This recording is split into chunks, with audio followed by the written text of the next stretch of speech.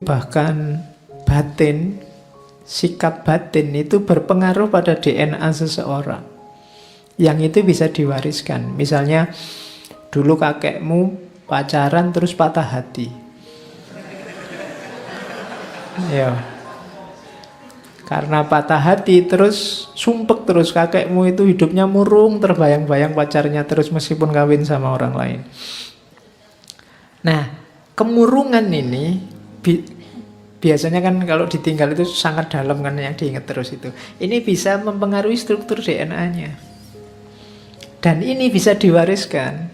Ketika punya cucu, punya anak itu kemungkinan anaknya punya watak pemurung yang sama.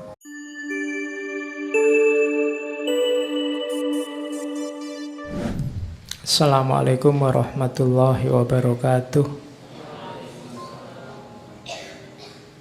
Bismillahirrahmanirrahim. Alhamdulillahirabbil alamin. Alhamdulillahi nahmaduhu wa nasta'inuhu wa nastaghfiruh. Wa na'udzu billahi min syururi anfusina wa min sayyiati a'malina. Allahumma sholli wa sallim wa barik ala habibina wa syafi'ina sayyidina wa maulana Muhammad wa ala alihi wa ashabihi wa man tabi'ahum ila yaumil qiyamah. Amma ba'du. Bismillah, kita lanjutkan ngaji kita. Bulan ini kita masuk ke sesi baru. Kita belajar tentang manusia. Cuma filsafat manusia kita awali dari aspek psikologinya. Perintah untuk belajar tentang manusia, khususnya aspek psikologi ini kan perintahnya Al-Quran. Tengoklah fi anfusikum. Selain melihat afaki, melihat alam semesta, juga tengoklah dirimu. Tengoklah nafasmu. Dan perintah ini sudah sangat baik dijalankan oleh para tokoh psikologi, baik dari dunia Islam maupun dari dunia Barat. Malam ini, bulan ini kita awali dari Barat dulu. Nanti ada sesi yang lain kita ketemu para filosof muslim yang juga ngomong tentang psikis, tentang jiwa. Nanti kalau sudah lengkap wawasan kita, akan ketemu bahwa ternyata gagasan-gagasan tentang jiwa manusia itu sebenarnya tidak terlalu jauh berbeda, baik Barat maupun Timur, baik dari dunia Islam maupun dari tokoh-tokoh psikolog Barat. Ya karena memang yang dibaca hal yang sama. Biasanya bedanya istilah-istilah, kategori-kategori konsepnya. Tapi muatannya sebagian besar sama. Kalau tidak percaya, kamu belajarlah. Ya. Oke. Malam ini kita ketemu Carl Gustav Jung. Jadi filosof, psikolog. Sebenarnya awalnya beliau ini arkeolog, suka arkeologi. Kemudian suka juga kedokteran, nenek kakeknya dokter, ayahnya pendeta, pastor malahan. Ya, ayahnya pastor. Cuma Jung ini orangnya religius sebenarnya. Pada akhirnya bidang terakhir yang dia geluti, selain yang saya sebut tadi termasuk filsafat, dia masuk ke psikologi, khususnya psikiatri. Jadi Jung ini psikiater sekaligus dosen. Zaman mudanya, saya garis bawahi zaman mudanya. Karena nanti dia ngalami titik-titik kayak Ghazali. Jadi dia ngalami keraguan, kegamangan, kebingungan akan eksistensinya. Jadi dia merasa hidupnya hampa, tidak punya makna. Ini usia-usia paruh baya saat dia sukses. Jadi rasanya kok saya ini waras, opo gila ya. Itu mikir-mikir sampai gitu. Maknanya hidupku itu apa? Jadi jangan khawatir, kamu tidak akan sampai ke sana. Karena kamu malas mikir.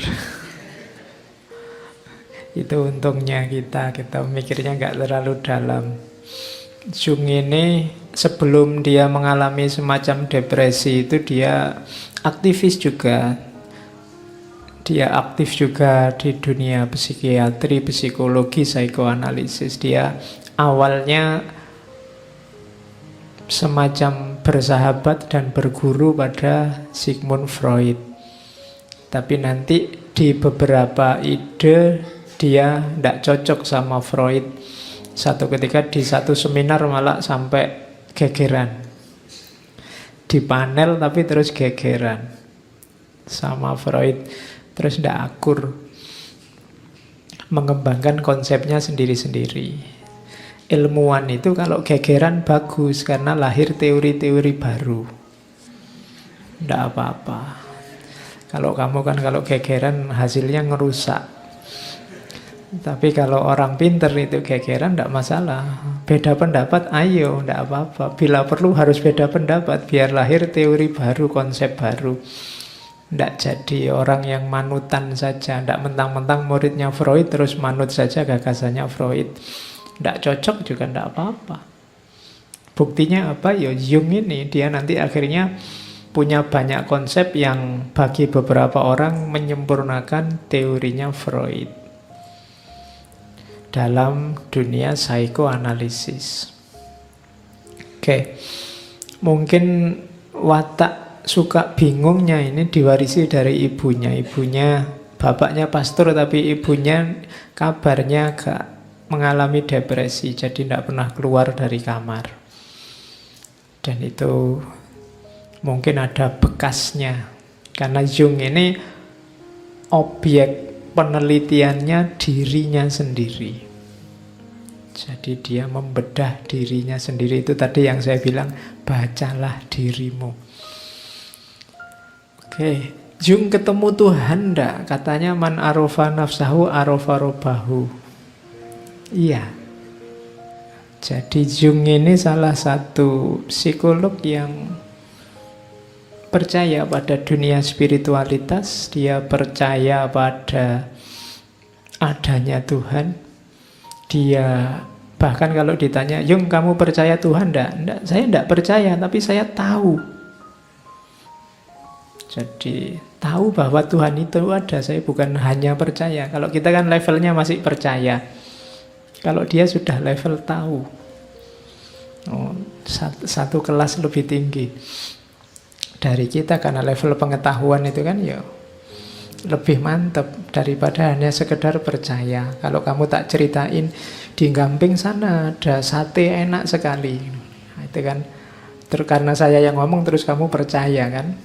Tapi kalau kamu hanya saya omongi percaya, kurang mantap. Kalau pengen mantap kamu ke sana tahu sendiri bahwa oh di sana memang ada sate enak. Selama ini kamu hanya percaya kalau Tuhan itu ada. Cuman tidak pernah kamu temui, jadi kamu tidak tahu. Dalam tanda petik. Jung ini bahkan disertasinya itu tentang kesurupan. Iya, jadi fenomena orang kesurupan dari sisi psikologis.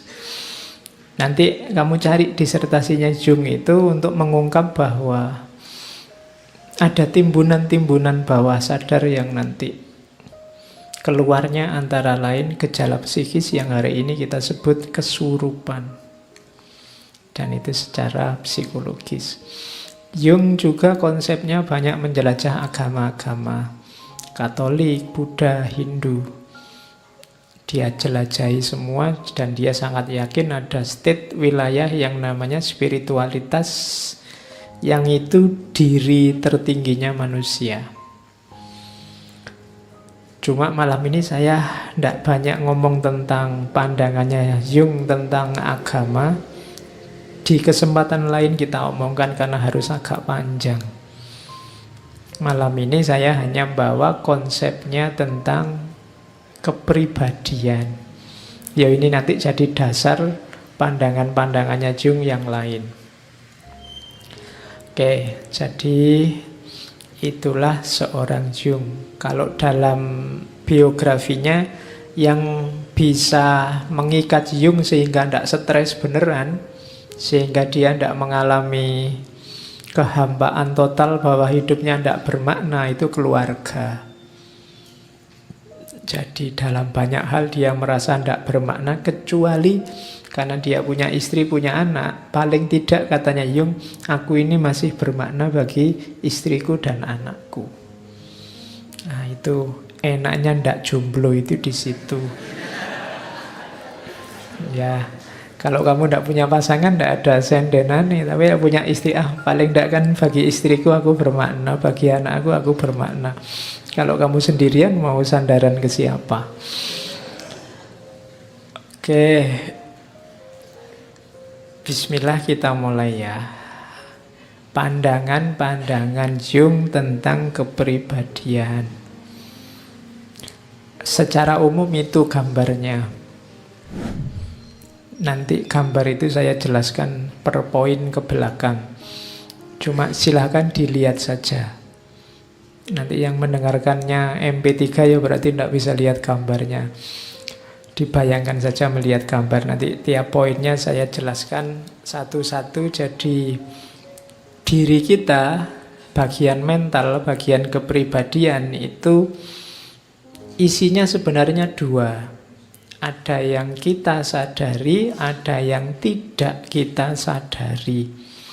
Ini inspirasinya pasti dari Freud. Cuma nanti kalau Freud itu dua itu levelnya.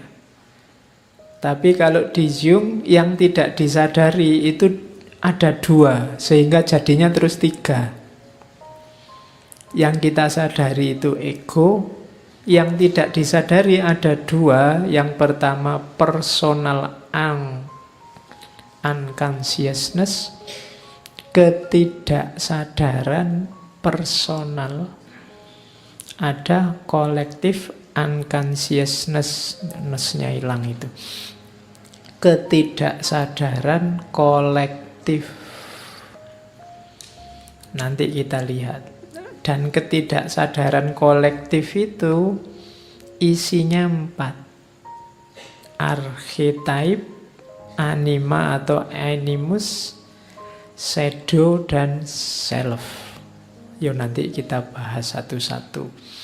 Jadi ternyata kalau di Freud kan ada bawah sadar namanya id. Itu personal. Tapi katanya Jung kurang ke dalam.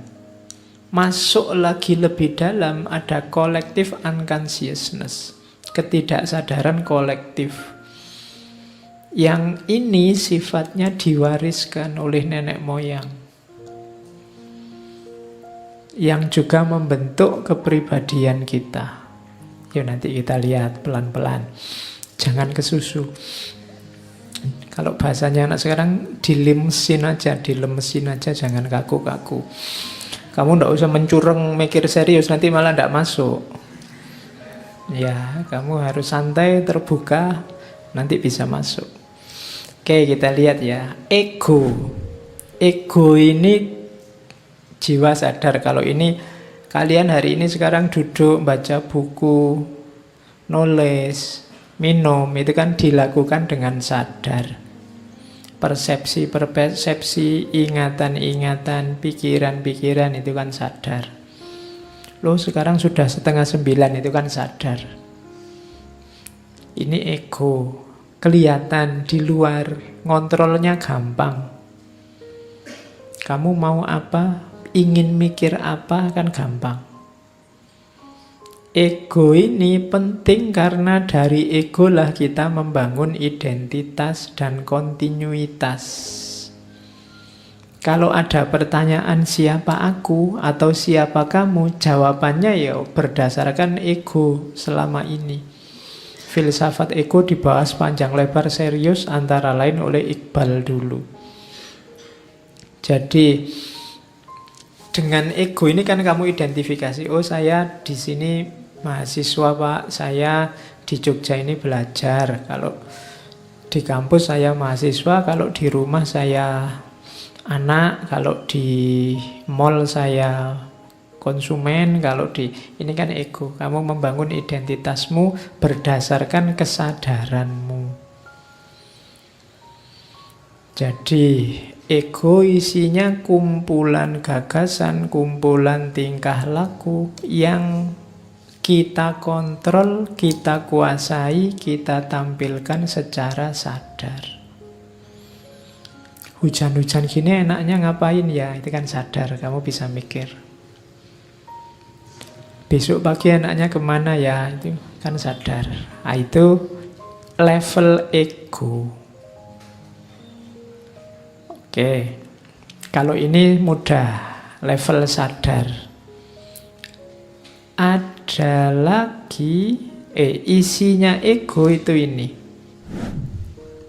Ini yang disebut fungsi jiwa. Jadi kalau ada yang tanya mental itu isinya 4 itu. Jiwa kita aktivitasnya 4. Yang pertama sensing, yang kedua thinking, yang ketiga feeling, yang keempat intuiting. Sensing itu paling mudahnya dijelaskan mengindra dengan panca indera. Saya melihat kalian, ini sensing. Loh Pak, itu kan aktivitas fisik Pak, bukan aktivitas mental. Loh kalau fisik saja, mata saja, tidak ada daya melihat, tidak bisa kamu melihat. Telinga saja, tidak ada jiwa, tidak ada daya mendengar, tidak bisa kamu mendengar. Jadi itu fungsi jiwa. Jadi sensing itu gunanya apa? Panca indera itu gunanya apa? Mengalami, experiencing. Panca indera itu kan mata untuk melihat, telinga untuk mendengar, hidung untuk membau ya. Kadang-kadang kalau mahasiswa kalau hidung untuk apa? Jawabannya hidung untuk mencium Pak, mesti gitu. Emangnya kalau kamu ciuman pakai hidung. Terus lidah untuk merasa. Ini juga kalau ditanya, lo merasa itu pakai hati apa pakai lidah? Oh enggak Pak, pakai mengecap. Lo yang mengecap itu mulut apa lidah? Terus kamu bingung dewe. Ya. Terus tangan untuk apa? Menyentuh apa meraba?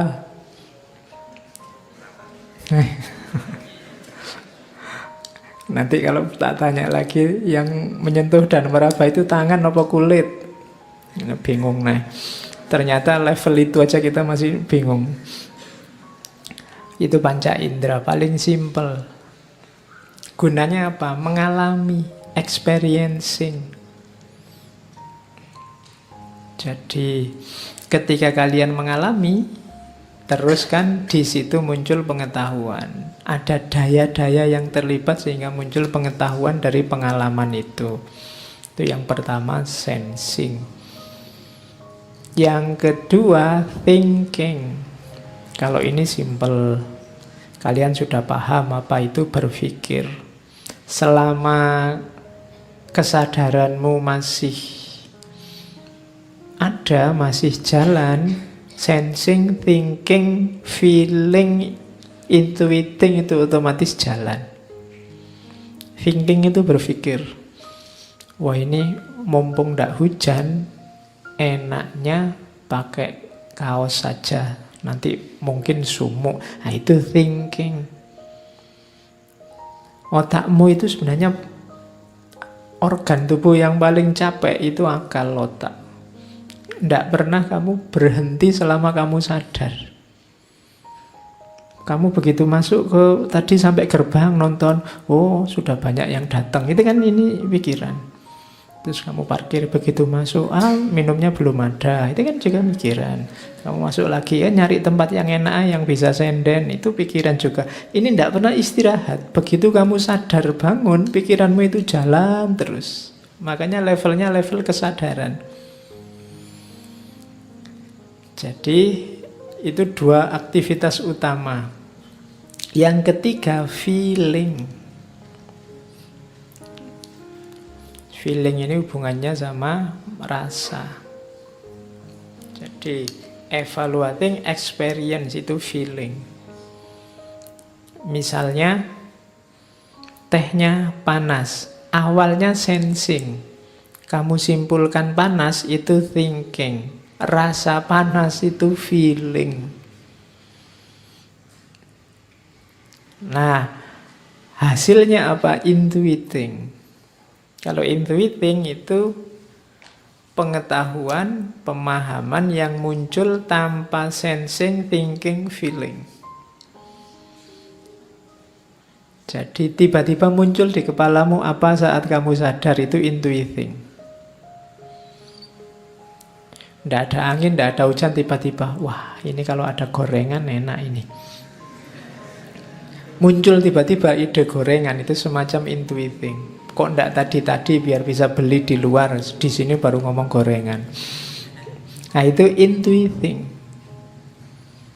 Jadi aktivitas pengalaman hidup yang tidak melibatkan sensing, thinking, dan feeling itu biasanya intuiting. Orang kadang menyebutnya intuisi. Intuisi itu tanpa sensing, tanpa thinking, tanpa feeling, tapi lahir pengetahuan. Jadi dapat pengetahuan. Muncul tiba-tiba dalam kondisi sadar, itu intuiting. Oke, jadi saat kita sadar, jiwamu sibuk dengan 4 itu. Terus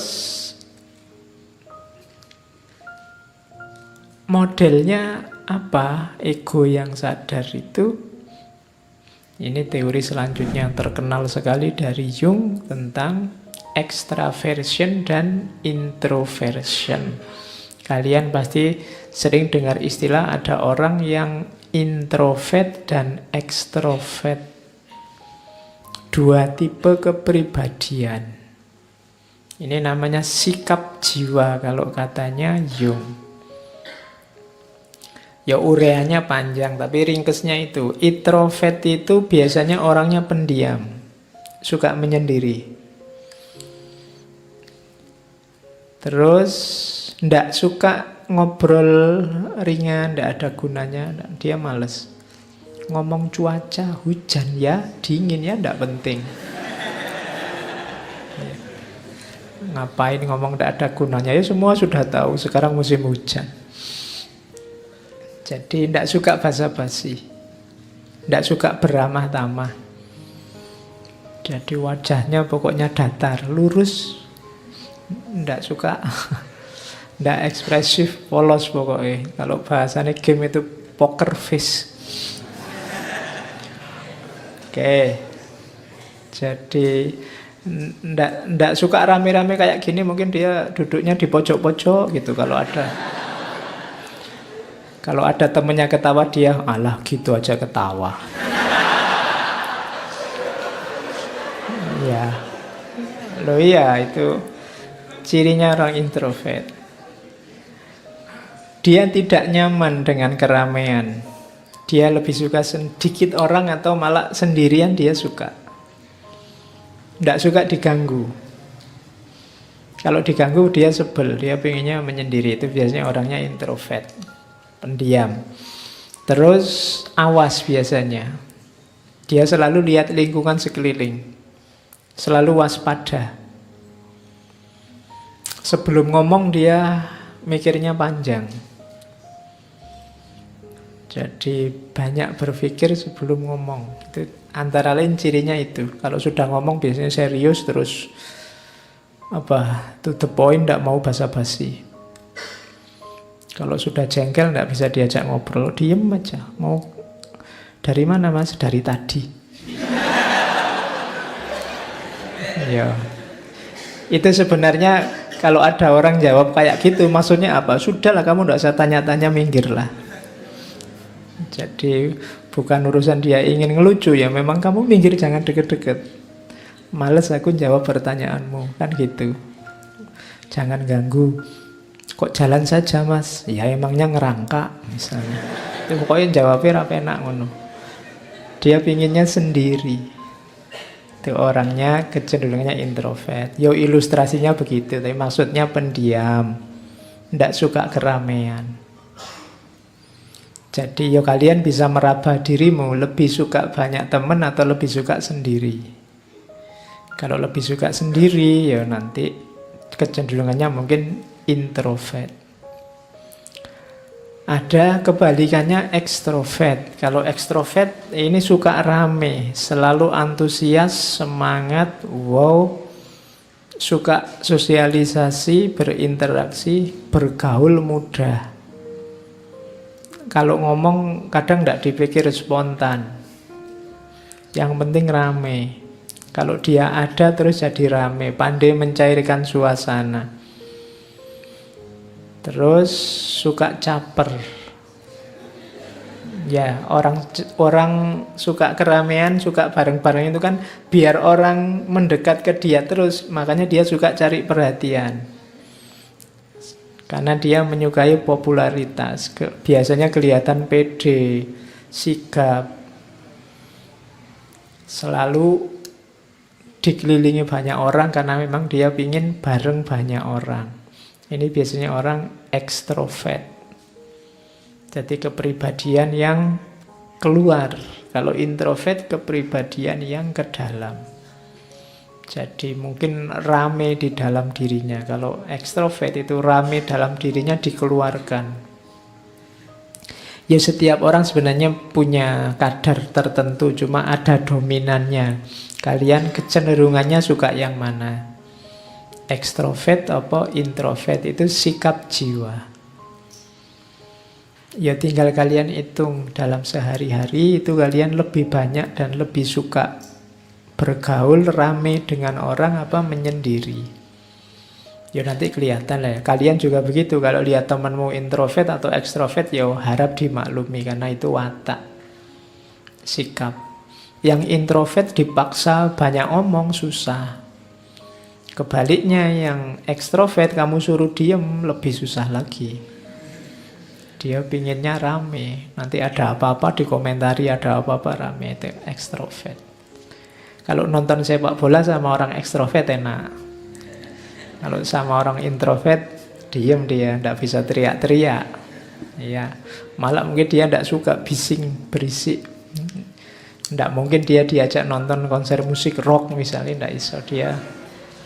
Ya, oke. Jadi itu tipe orang yang sadar tentang dirinya mungkin bisa nanti mengembangkan diri.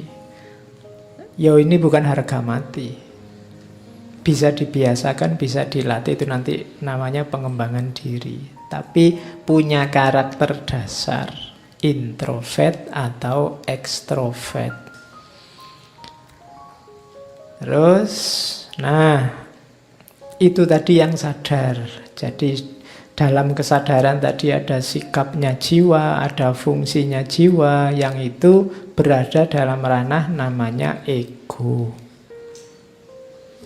Kalau yang sadar saya kira mudah dipahami. Sekarang kita masuk ke yang tidak disadari.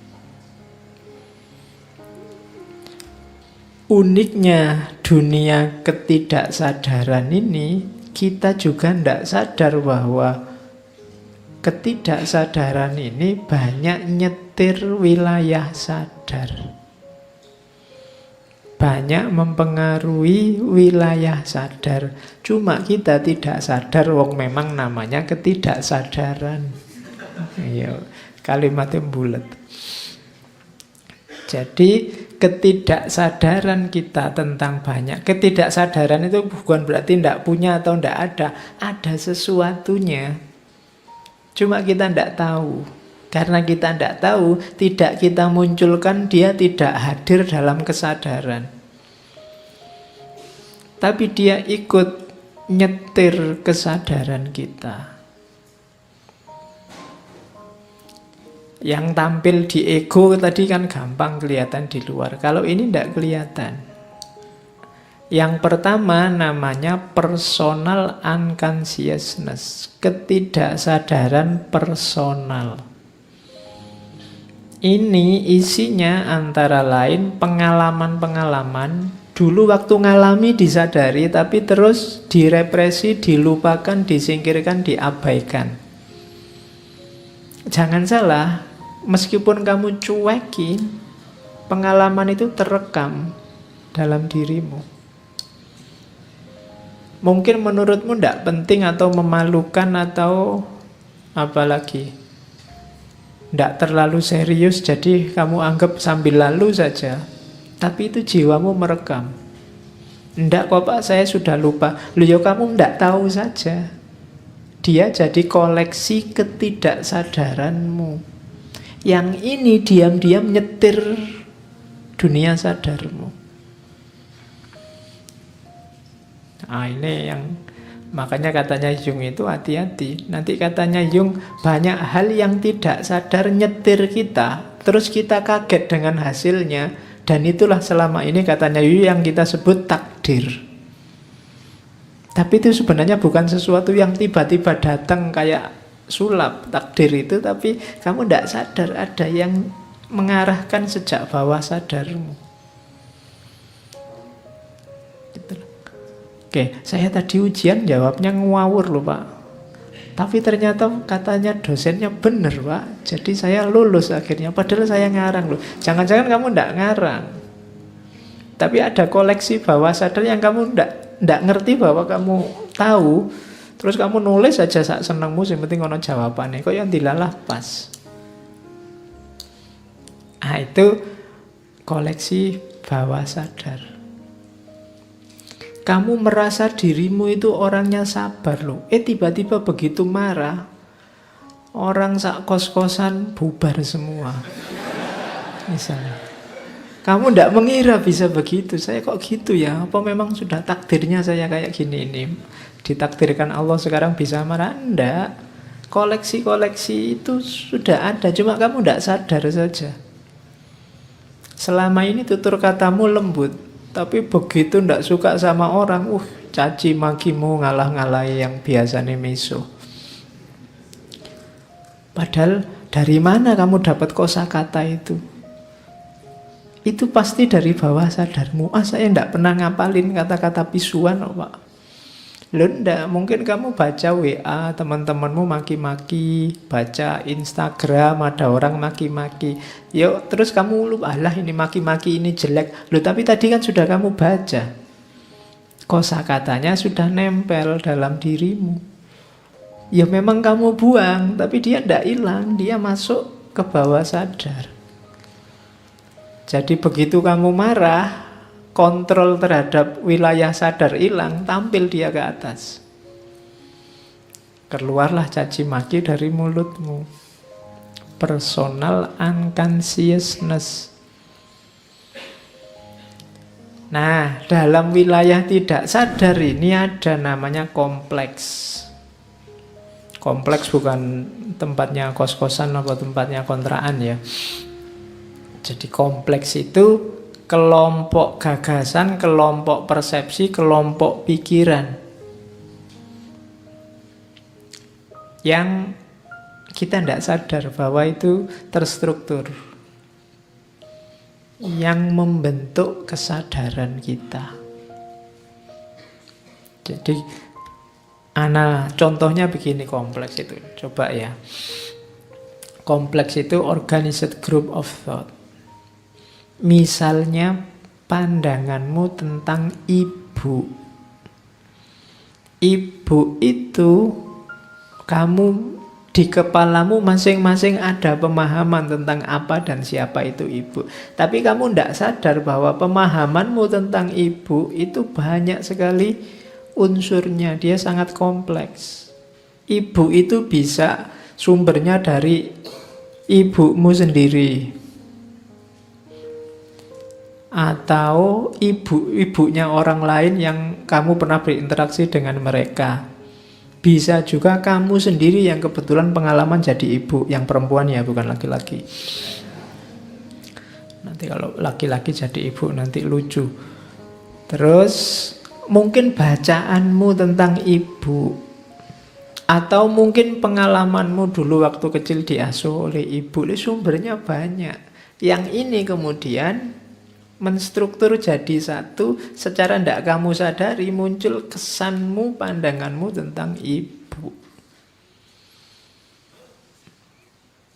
Mungkin yang ibunya kayak zaman dulu ya, ibu tiri, kejam, jahat, kamu dipukuli. Loh, itu nanti pandangannya tentang ibu beda dengan ibu-ibu yang baik.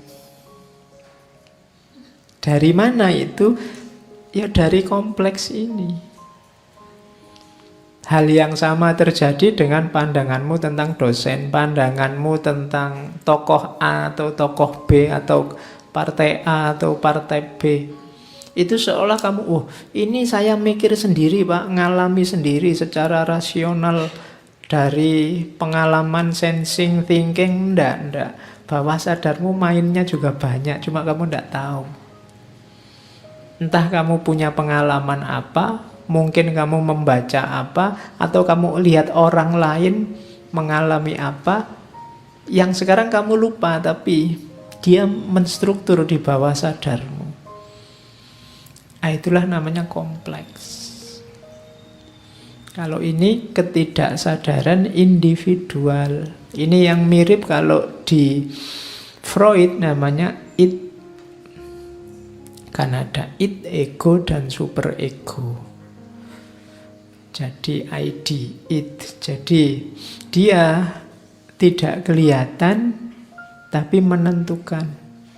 Jangan dikira begitu kamu baca buku, Pak saya itu kan sering mahasiswa ngeluh itu, saya baca buku Pak, tapi begitu saya tutup, lupa semua saya. Loh, dia hilang di wilayah egomu, tapi dia mungkin terekam di bawah sadarmu.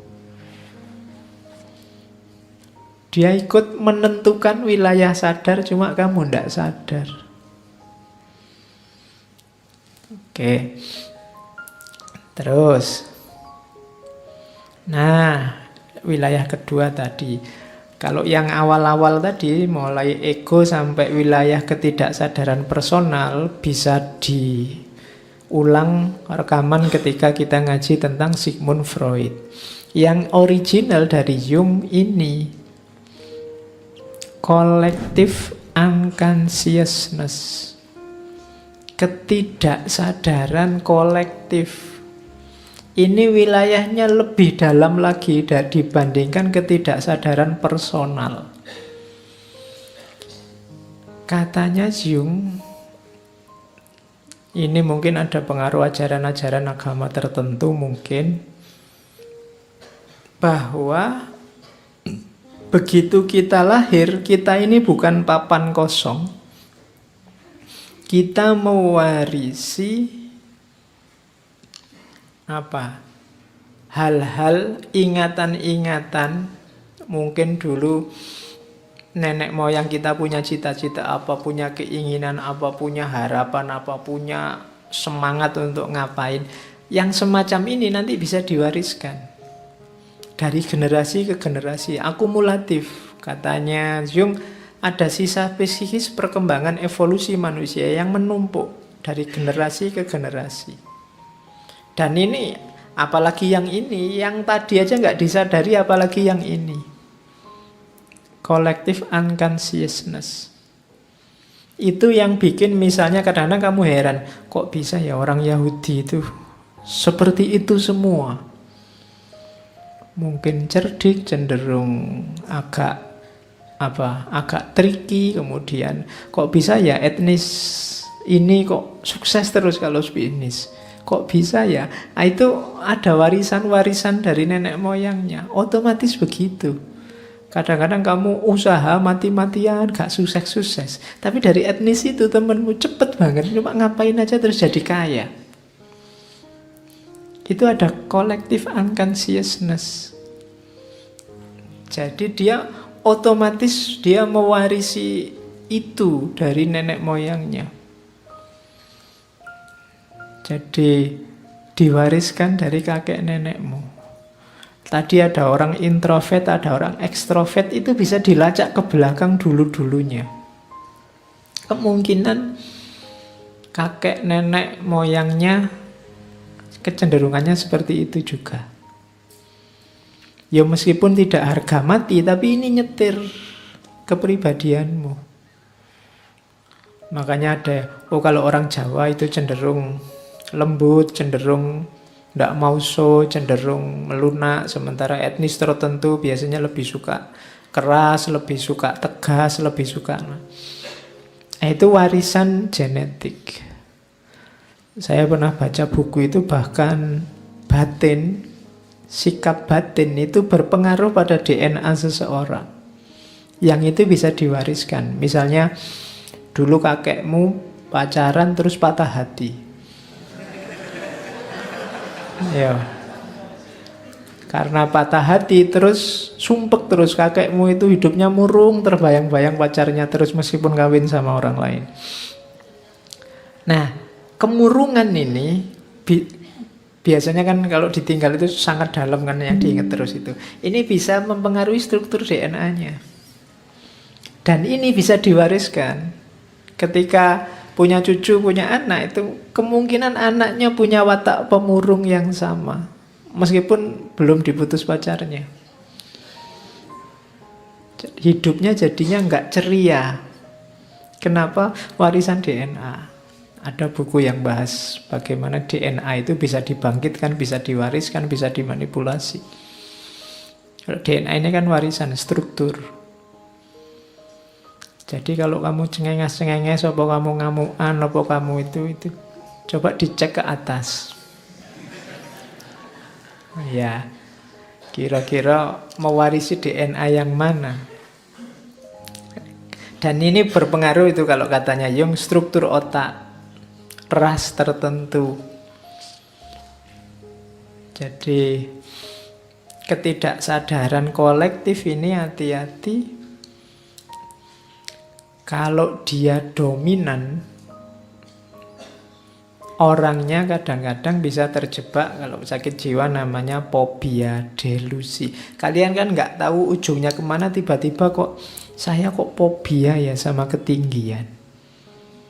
Nggak ada peristiwa awalannya di mana. Saya juga nggak pernah naik gunung, nggak pernah naik roller coaster apa-apa. Kok yo aku fobia ketinggian? Itu bisa jadi warisan. Collective unconsciousness. Jadi ini nyetir kita. Kalau kita tidak sadar dan ini dominan, kita agak kayak orang sakit jiwa. Makanya tadi kalau di Jung, ketidaksadaran personal atau kolektif ini harus kita hati-hati dan kita kelola dengan baik. Kalau tidak, ini membanjir keluar tanpa terkontrol, ya kita bisa terkena beberapa penyakit jiwa. Jadi orang-orang di pinggir jalan yang sakit jiwa itu antara lain ya gejalanya ini. Kita ngomong apa, dia ngomong apa.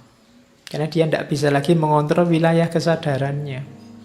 Bawah sadarnya membanjir keluar. Terus isinya apa sih ketidaksadaran kolektif itu? Yang pertama apa? Archetype, arketipe. Arketipe itu semacam tipe ideal. Atau kalau bahasa Plato ya idea. Tipe ideal itu jenis ketidaksadaran kolektif. Setiap orang, setiap generasi manusia secara tidak sadar kolektif punya archetype, punya arketipe. Misalnya tipe ideal itu kan misalnya ayah yang baik, atau manusia yang kuat, atau orang tua yang bijaksana, atau anak-anak yang ceria. Itu kan kamu semua punya tipe ideal, tipe ideal. Itulah namanya archetype. Yang ini biasanya jadi kiblat, jadi rujukan. Tapi ya karena sifatnya tidak sadar, kita tidak tahu. Itu dicontohkan oleh Jung, misalnya nenek moyang kita dulu setiap hari melihat matahari terbit. Kemudian memahami betapa pentingnya matahari. Lama-lama muncul dalam ketidaksadaran kolektif tentang powerfulnya matahari, pentingnya matahari, dia kuat, berkuasa, memberi cahaya. Wujudnya nanti jadi dewa matahari. Manusia ideal nanti kan munculnya kan superhero itu archetype-nya. Orangnya kuat, pinter, cerdas, suka menolong, membantu orang lain tanpa pamrih. Itu kan mirip. Di barat ada Superman, di kita punya Gatot Kaca, mirip-mirip aja kan, ya cuma bajunya aja yang beda. Sini pakai baju gaya Jawa, sana pakai gaya Barat yang celana dalamnya di luar itu. Tapi kan dia kuat apa saja, ditembak tidak mempan, yang sini dipanah tidak mempan, tulangnya kayak baja, otot kawat, balung wesi, kan gitu. Sama, itu archetype, itu mimpi kolektif masyarakat tentang sosok ideal. Filosof ideal, kamu kan juga punya gambaran. Pokoknya kalau orang bijaksana kayak filosof itu biasanya sudah agak tua, syukur-syukur jenggoten. Kemudian kan gitu bayanganmu. Ada namanya arketipe. Ini ada di ketidaksadaran kolektif. Jadi ini kita tidak sadar tapi nyetir orientasi tindakan kita. Kita ingin seperti ini. Itu arketipe, ide-ide universal. Oke. Isi pertama itu. Isi kedua, persona. Ini yang di bahasa Indonesia sering persona itu diterjemahkan kepribadian. Tapi sebenarnya enggak. Persona itu dari bahasa Latin artinya topeng. Jadi topeng yang dipakai waktu pertunjukan teater, itu persona.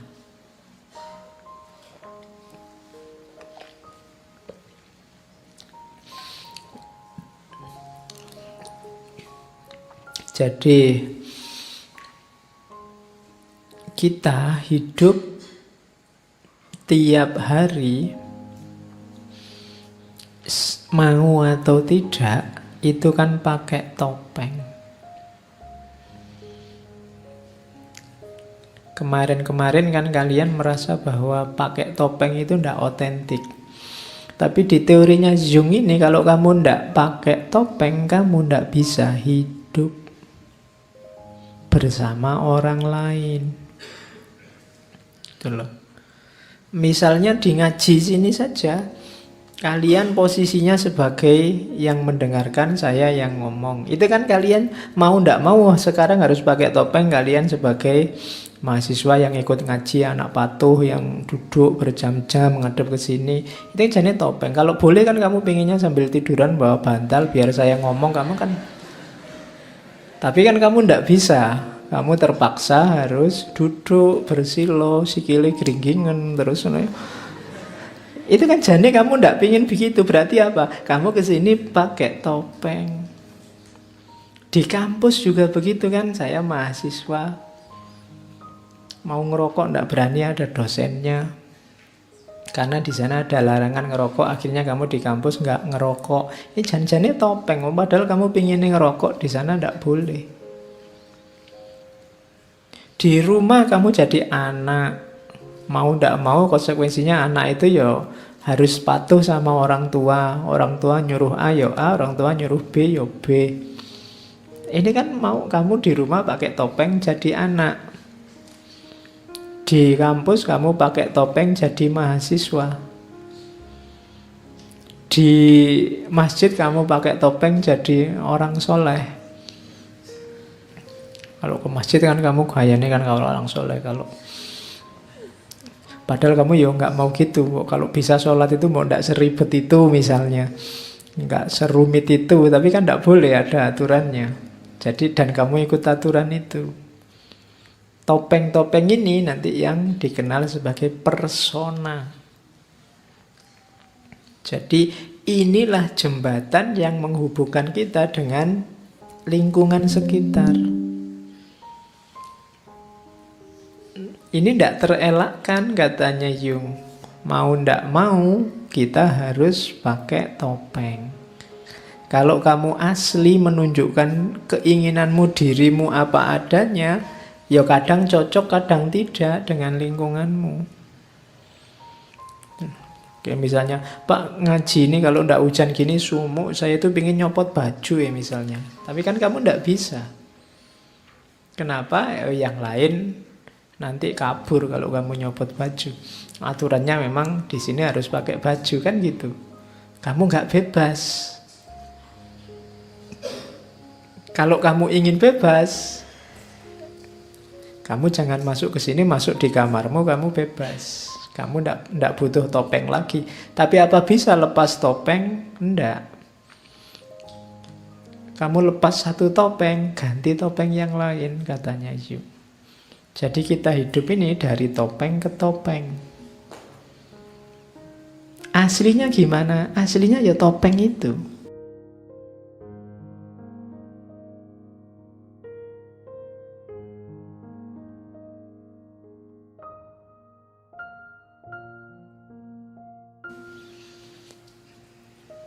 Tidak ada yang tidak topeng. Kenapa? Kamu kan selalu mengidentifikasi diri. Begitu kamu masuk kamar tadi bebas, kan kamu akan bilang, oh inilah orang bebas. Lah ya itu sekarang topengmu. Kamu sekarang pakai topeng sebagai orang bebas. Ya, jadi problemnya bukan kamu pakai topeng atau tidak, tapi pakailah topeng yang baik, yang relevan dengan hidupmu. Kan itu. Jadi ini juga ada di ketidaksadaran kolektif. Di tengah masyarakat ada aturan-aturan pertopengan ini yang kamu harus patuhi. Kalau enggak, kamu bisa dianggap jelek, dianggap cacat oleh masyarakat.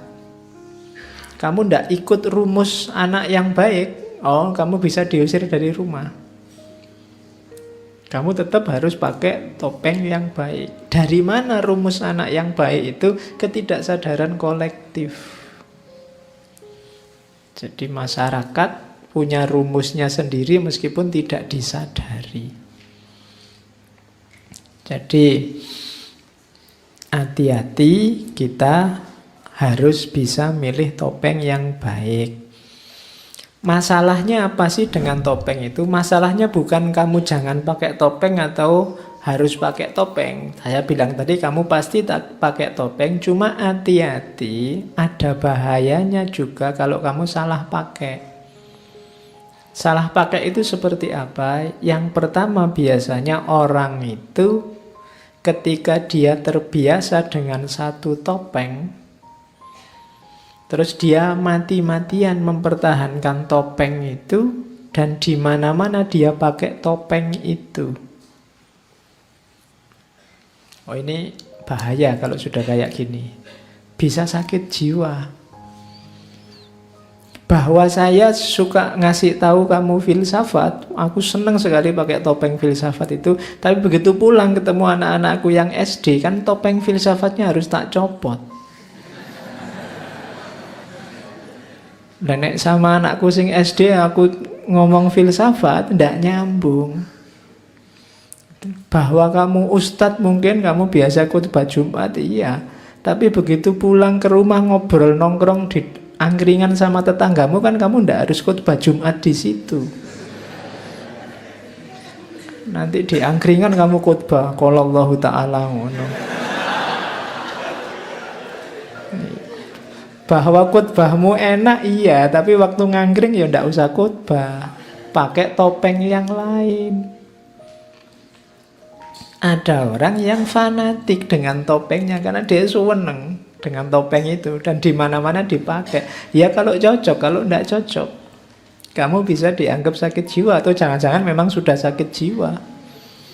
Ya kalau kamu khotbah ning angkringan kan memang dianggap orang gila. Maka kritislah dengan topengmu, apa cocok apa enggak.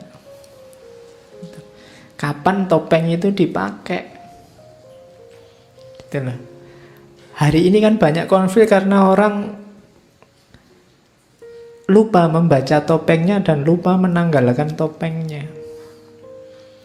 Harusnya kamu mainnya sebagai apa, tapi sekarang main sebagai apa. Sehingga harmoninya kacau. Ada orang yang satu topeng dibawa kemana-mana, padahal tidak harus begitu. Bahwa kamu misalnya calon PNS itu kan cuma di satu topeng hidupmu, bagian hidupmu tertentu.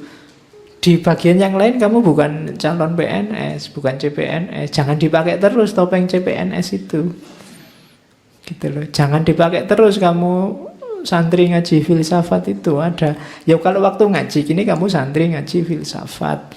Tapi nanti waktu kamu ngapain sudah jangan dipakai topeng itu lagi, ndak nyambung. Nanti kamu ngantri bensin marah-marah diselani orang. Duh, aku ini santri ngaji filsafat kok ngantri bensin diselip misalnya. Ya ndak ada hubungannya. Gitu. Ya. Karena saya pernah ngantri bensin, ada dosen ngantri diselip orang marah-marah. Aku ini dosen loh gitu. Jadi ndak salah topeng. Kalau di kelas waktu ngajar ndak apa-apa. Aku itu dosen, topengnya pas. Jadi hati-hati, ada masalah persona, yaitu topeng kita cocok apa ndak. Begitu topeng kita ndak cocok dengan arenanya, dengan panggungnya, ya kita ada gejala sakit jiwa. Terus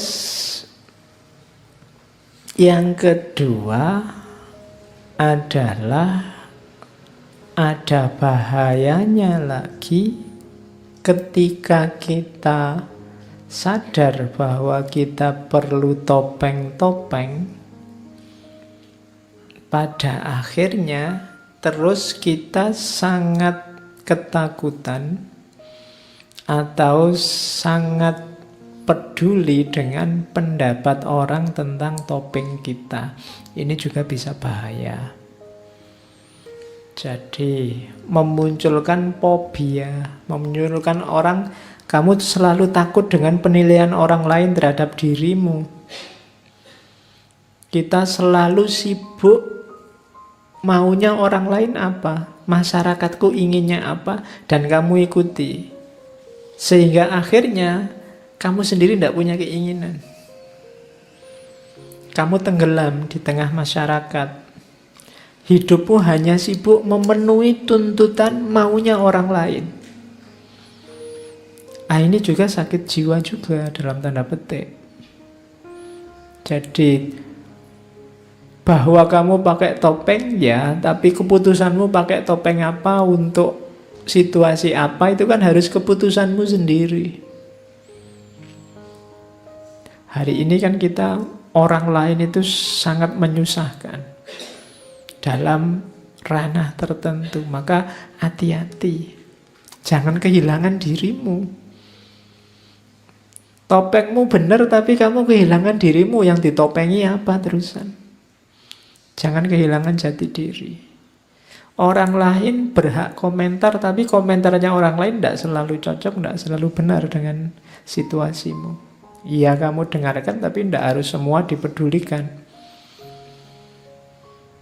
Jadi kalau yang pertama tadi kamu ndak melihat situasi, pakai topeng cocok apa ndak sesuka hatimu. Yang kedua kebalikannya, kamu terlalu peduli situasi sehingga kehilangan jati dirimu. Dua-duanya jelek dalam dunia pertopengan. Jadi kamu harus sadar dengan topeng yang kamu pakai, tanpa kehilangan jati diri, meskipun juga tetap relevan dengan kehidupan sehari-hari masyarakat. Jadi itu yang dimensi collective unconsciousness yang kedua yang dikenal sebagai persona. Terus ini yang unik. Ketidaksadaran kolektif dalam diri kita ada unsur anima atau unsur animus. Kalau anima itu sisi feminin yang ada dalam seorang pria yang tidak disadari, kebalikannya animus itu sisi maskulin yang tidak disadari ada pada perempuan. Jadi yang laki-laki kan kesadaranmu adalah kesadaran laki-laki itu pasti. Tapi ada ketidaksadaran kolektif yang kamu, namanya ketidaksadaran, kamu tidak sadar ada sisi feminin dalam dirimu. Kebalikannya dalam diri perempuan ada sisi maskulin. Ini nanti yang jadi pemicu. Misalnya kalian punya tipe cewek ideal yang laki-laki, atau yang perempuan punya tipe cowok ideal. Itu pasti dasarnya adalah, kalau yang cewek sisi maskulin dalam dirinya, kalau yang cowok sisi feminin dalam dirinya. Ya meskipun ada unsur-unsur kimiawinya, kromosomnya, macam-macam, tapi ini pengalaman kan ini tadi ketidaksadaran kolektif ini kan diwariskan. Jadi ketidaksadaran kolektif yang diwariskan ini, ya sisi feminin dan maskulin tadi itu ya diwariskan juga.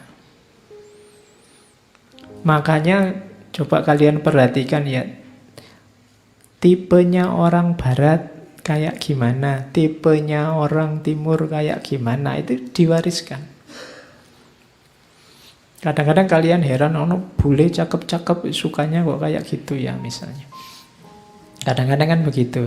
Itu tipe yang diwariskan juga. Jadi ada sisi feminin sama sisi maskulin. Makanya orang kalau nikah itu kan nyari soulmate yang cocok, sesuai yang dia idealkan. Yang miliknya pria namanya anima. Ketidaksadarannya di perempuan namanya animus. Jadi dalam dirimu ada.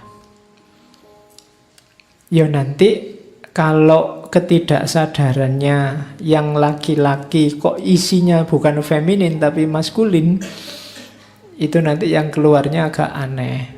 Kebalikannya nanti kamu yang cowok nyari cowok nanti. Ya, tipe idealmu kayak gimana? Cowok. Ya wes, susah lagi. Ya. Jadi dan ini sifatnya juga diwariskan.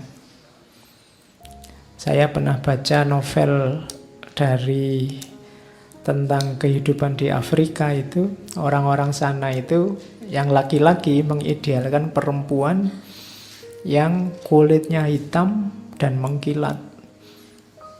Kemudian yang bibirnya tebal. Jadi kan yang besar itu, radial.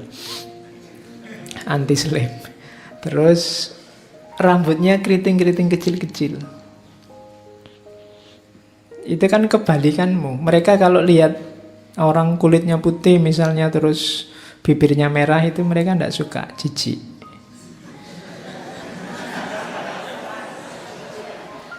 Iya, kok kayak gitu ya, jijik. Mungkin bagi orang sana begitu.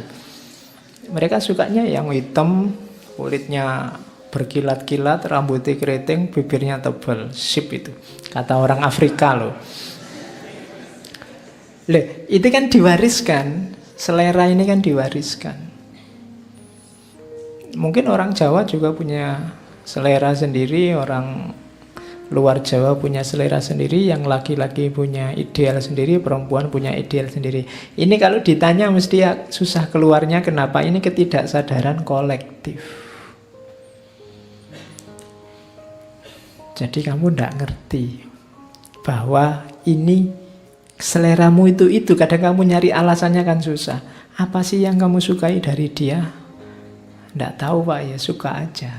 Itu ada unsur anima dan animus tadi yang cocok. Dan itu ada rekaman-rekamannya.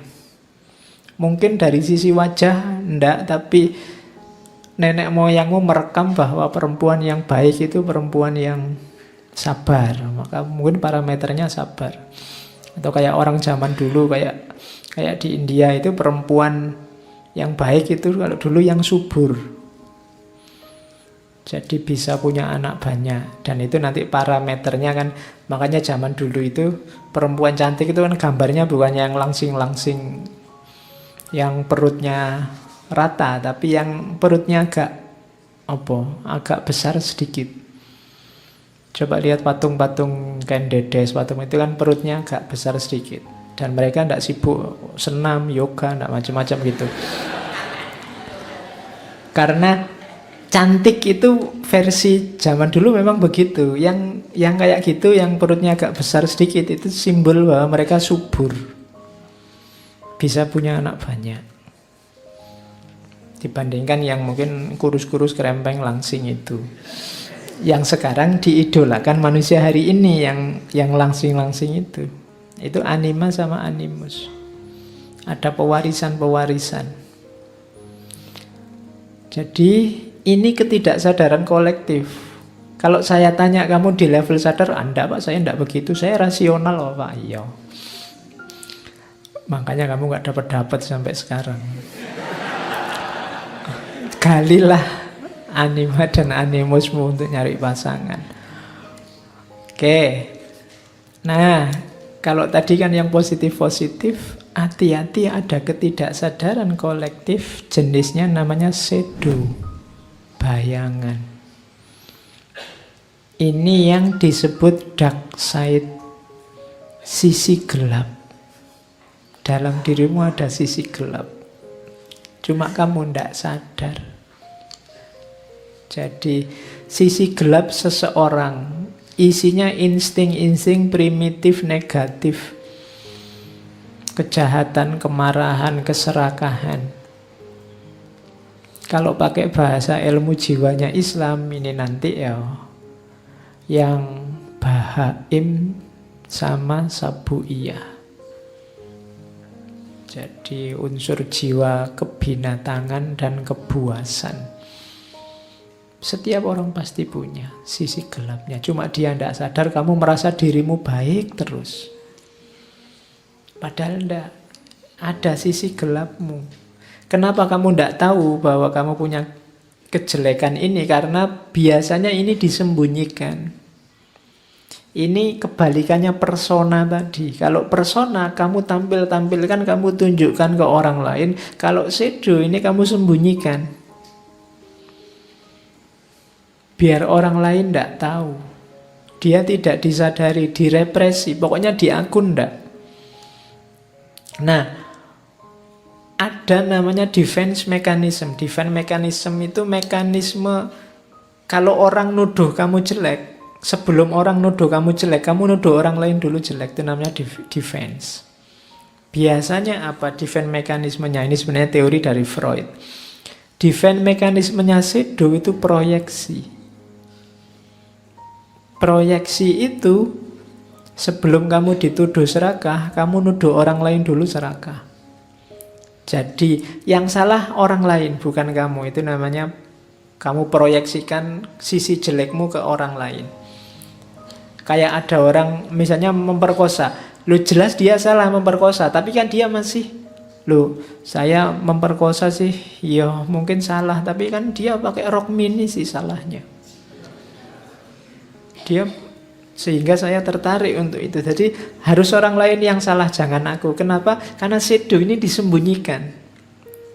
direpresi. Jadi untuk mengatasi itu dia defense. Defense itu memproyeksikan orang lain yang salah. Jadi kalau ada orang kok nyalah-nyalahin yang lain terus, kemungkinan dalam dirinya ada kejelekan yang dia ungkapkan keluar itu. Cuma itulah defense mekanismenya. Sebelum dituduh hoak, nuduh orang lain dulu hoak. Itu defense mechanism.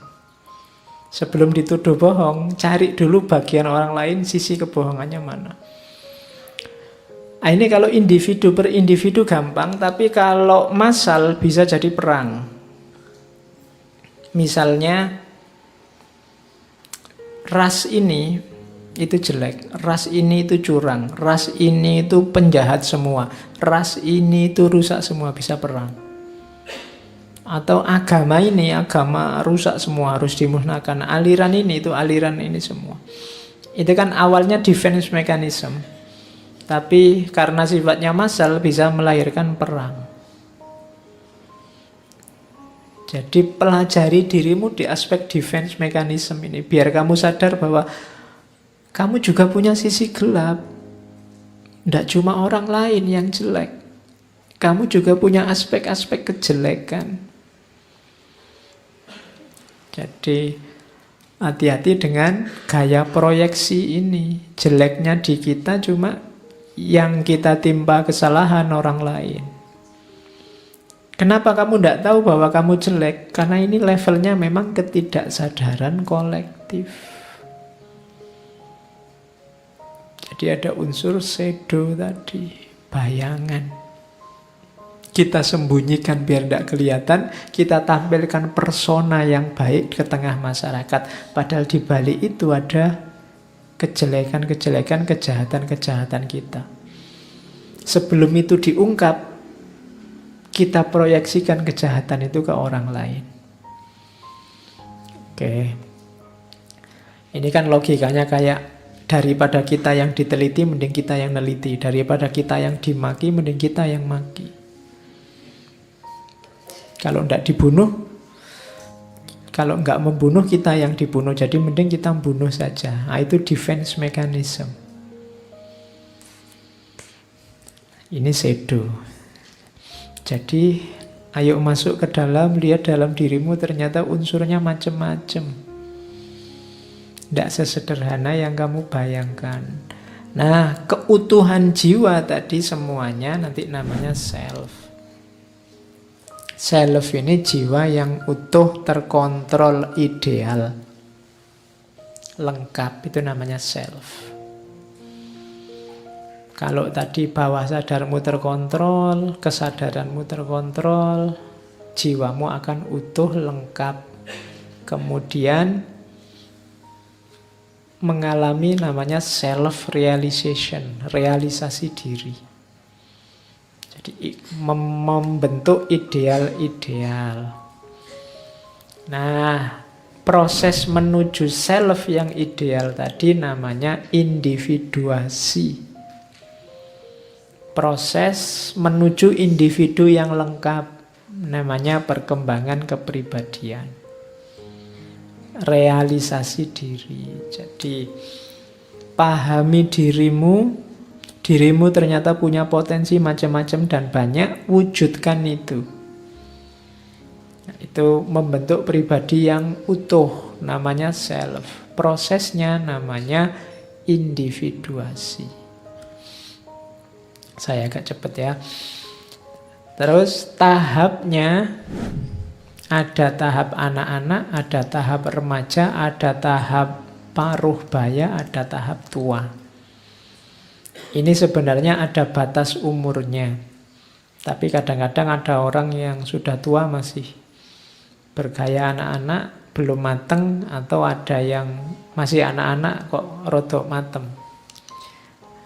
Nah, yang pertama childhood ini anak-anak. Anak-anak ini potensinya masih utuh, cuma kesadarannya rendah. Biasanya kalau levelnya masih anak-anak, kepribadiannya diarahkan untuk hal-hal yang menjamin dia bisa hidup.